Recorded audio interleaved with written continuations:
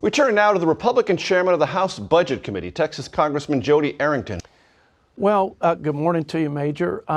First of all, core inflation's down, mortgage rates are down just a little bit, food and gas prices are down.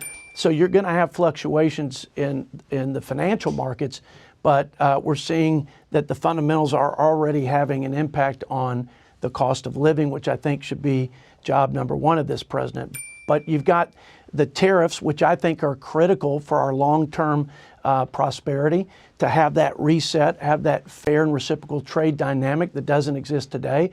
So transitioning from the last 4 years to a new administration with a new economic policy agenda is going to have some adjustments that go with it. But I think at the end of the day, you're going to have better prospects for growth. You're going to bring down the prices, and you're going to have better prospects for our future, including reducing the debt to GDP, which, as the budget chairman, I can tell you, is completely unsustainable at this point and could bankrupt our country.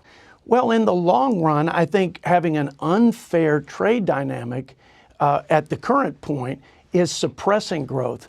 It's suppressing wages and suppressing job creation. So it has an adverse impact on our economy. There's no way, Major, to reset the trade dynamic that we've allowed to persist in an unfair way for so long without some disruption. The president's been very transparent about it.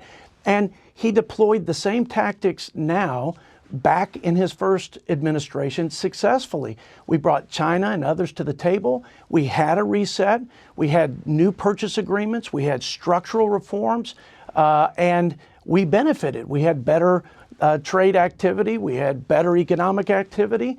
And overall, wages grew, and life in the American economy and the quality of life for our fellow Americans was better. So that transition has to happen. And the only person I've seen in my life and experience in politics with the political courage to do it has been President Trump, and I support him 100%. I think we should count on reducing spending that is runaway, bankrupting levels of spending at $2 trillion in annual deficits that will double in the next 10 years.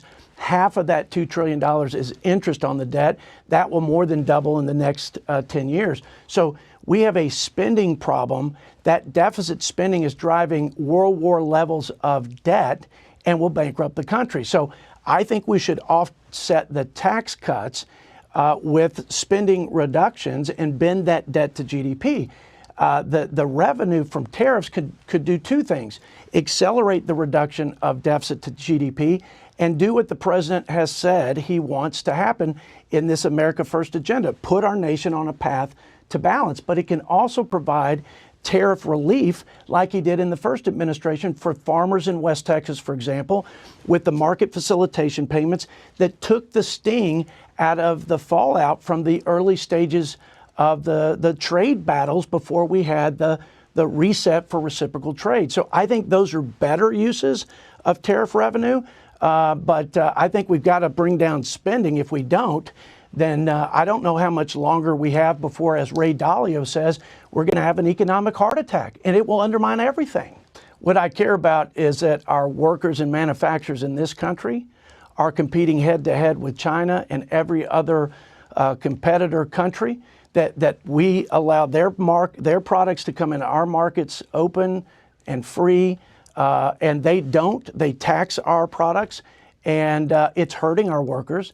It's hurting our economic output, and we need a reset. And so there's no way to get to that dynamic, that reciprocal trade arrangement, without the tough negotiation tactics of President Trump. He was successful in the first term. We didn't create economic chaos. We didn't even have much of inflation. In fact, the economy was roaring. We had more jobs, more people out of poverty. That's what's going to happen. And I support the president, and he has to prove that he is committed to this. And I believe he is. And I think that's important if we're going to get to the other side of this. I think if we don't make these changes, this program and the federal budget in general is not sustainable, because we're allowing states and local organizations to siphon hundreds of billions of dollars away from the Medicaid beneficiary in the Medicaid program. We also, this is the one means tested program that doesn't have work requirements for able-bodied adults. We also have a Medicaid program because of the Obamacare expansion and the expansion population of able-bodied adults, where the federal government provides 90 cents on every dollar match for that population, but the preponderance of Medicaid beneficiaries, the blind, the disabled, the poor, the sickest among our fellow citizens, get about 60 to 65%. So all of the healthcare system is oriented around the 90%, the able-bodied adults, and they're not providing the same access, which is to the traditional Medicaid, which is why the outcomes are going down. So there is a lot of ways to reorient the system, to make it more efficient, to root out waste and fraud, and it's well over the $800 billion. It's common sense, straightforward, and you don't have to touch a dime of the benefits.